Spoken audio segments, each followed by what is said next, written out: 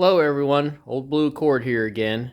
This is going to be my Tuesday video. My Tuesday videos have a little bit more to do with just normal day-to-day operations with my garage. They don't have a whole lot to do with the Honda, but they have some things to do with the Honda. And I had done a video about the EMI heat pump, and it wasn't making any heat about a month ago. Well, now it's warm. And today it's probably I'd say it's about 71 or 72 degrees in the garage and probably the same outside. It's not making any cool, which kind of makes sense because like I said when we were talking about it, it wasn't making any heat. And if you're not making any heat, you're most likely not making any cool. Now this is a heat pump, so it uses Freon. And it uses the 410A, I believe, type Freon. So it's pretty new. And I had it installed a few years ago. And it, honestly, it's done okay. It's not really the brand I wanted. I really wanted Mitsubishi, but I got convinced to use this unit. And I actually had it, besides the install, I have had it serviced once. It did lose its Freon. I think the first guy that installed it didn't do such a hot job. Maybe. I'm not really sure. But I believe it's out of Freon again because obviously, like I said, it's not making any cool.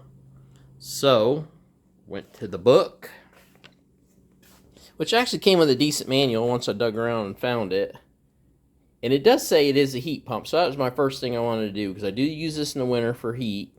I do also have a wood stove, obviously, right there, but I do use this mostly for heat. And I wanted to make sure it was a heat pump, listed as a heat pump, and it says it there it is. And then I did want to check the operating temperatures, which is a little bit confusing, but they do call out heat mode 5 to 86 degrees Fahrenheit, if I'm reading this chart right. And the reason why I was concerned about that is this winter we had a couple days where it got down to 5 degrees, and I let this run. I want to keep the temperature in the garage obviously comfortable, but I want to also keep it for my car and my performance tires and all that stuff. So I need to keep it around 40, 50 degrees. And I think it kind of failed around that time, to be honest with you. Now, big problem is, and you can see along the rafters, wall studs, rafters, I have no insulation in here. And that's kind of been probably the bigger problem than really anything to do with the heat pump. It struggled for sure to keep the temperatures warm below 40 degrees. Now, I did actually go through the book and look at a few other things, and I did see something in here towards the back on troubleshooting where it said, troubleshooting, it said something about not making heat, and then it said you can't use it below 44 degrees. Right there. For poor heating performance, outdoor temperature is lower than 44. So, okay, that tells me kind of what I thought about heat pumps. In general, here in the South, a heat pump traditionally doesn't really make heat below a certain temperature, and then you go over to, instead of using a Freon, you use what they call strip heating, which is a slang term for electric coils that are installed in your ducts, in your heat unit that switch over, and then you just rely on resistance heating, which is very expensive, but you have heat. Which this, as far as I know, does not. This just relies totally on Freon, which that's okay, except it might not be the best application for what I'm doing. And I think I don't know if I feel like I damaged the unit by running it at too cold of temperatures. When it would run and then it would start to not make heat, I think that's where the low fan would come in. I had done the video and I kept telling you, the fan's barely blowing. Well, the vent temp was low. I think it was only like in the 50s, maybe 60 degrees. So I think this thing has a smart enough processor in it that it probably slowed the fan down to keep the vent temp up a little bit, possibly. Might be kind of thinking too much on this. But in the end, it really didn't cut the mustard, and I think I've lost all my Freon. So, not making any cool. Anyway, so back to that. Second point is not making any cool. So, not making any cool means to me no Freon. and I'm going to have to get it serviced. So that's what we're going to do. But I just wanted to update on it a little bit. And I think really the root cause, obviously for me, is I need to insulate better. And I think that's what I'm going to do a little bit during the summer is I've hemmed and hawed about spray foam and this and that. I kind of wanted to do the spray foam the rafters. I've got the metal roof on here now.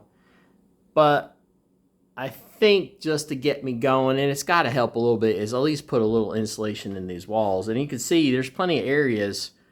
I've got all this junk all over the walls. That's my biggest problem. But if I go ahead and start sticking insulation in all these open areas wherever I can, that's going to help me, I'm sure, a little bit. Now, it's not going to be ceiling sealed and all that other stuff, but at least I'm going to have some insulation in here, and that's going to help this baby do its job. Let's hope. So that's where we're at with the EMI heat pump. I am going to call the company and just have a discussion with them. I'm a little suspicious. These aren't really considered do-it-yourself units, but they come pre-packed with Freon, and then you just make a flare on the copper line and hook it up, and so you can custom set your lines and all that stuff. And to me, I'm wondering if the guys are having trouble with flaring the copper correctly and they're over tightening it, and then that's where my Freon's going. I'm going to be curious about that, and when the guy comes, I'm going to really pay attention that he's vacuuming it down enough, and you know, because it cost me $400. 410A Freon was expensive, and on something that I believe this pump was under $2,000 when I bought it and got it installed. So I'm kind of already in it for $400, and it lasted maybe a year and a half. And in the previous install, I should really add, I don't think they had enough Freon in it. It would cool okay, but it didn't really, you could tell the vent temps weren't great. So that should have told me right there I had a problem. And I did see some oily residue around the fittings, and that told me you have a leak. So that kind of got me thinking they didn't really do such a hot job. But we're going to give, the second guy did a nice job. I know he vacuumed it down for a while, and he said it definitely was leaking, and he put, he had to put a full load of Freon in it, and it cost money, so for $400. And like I said, the vent temps are good, and it lasted for a while, but obviously it didn't last. It should be more like 7 to 10 years, I would think.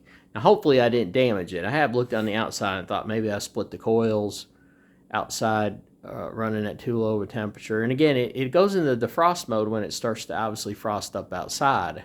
So it should, and I say should, be good for this climate.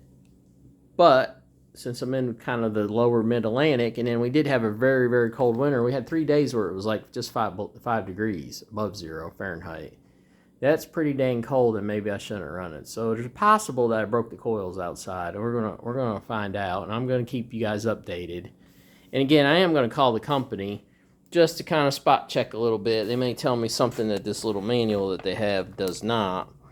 And again, it's funny that you can kind of tell the remote control. It's like obviously like 8 pages thick, and the remote control is just not good. I think I've talked about that before, but it's just not intuitive to use. It doesn't seem to work correctly all the time. Yeah, like even now it's saying it's cool and all that stuff. It's not doing the thing. So it's actually turned off, but it's really hard to figure that out until you look up here. And that's actually the set temperature. That's not the actual temperature. I don't know why it does not read the actual temperature from here. But it may be that it does, and I just can't figure out how to turn it on to do it. So not very helpful, but I will call the company, give them a chance. I probably have some buyer remorse a little bit because these things are expensive. And I was really hopeful that it was going to stay. I was thinking 7 to 10 years after the install, not much problems, but that hasn't happened so far. So that's my update on the EMI, and this has been my Tuesday video. I appreciate y'all looking at my videos, and I'll keep updating you on the Honda and everything else and all the little things that are going on.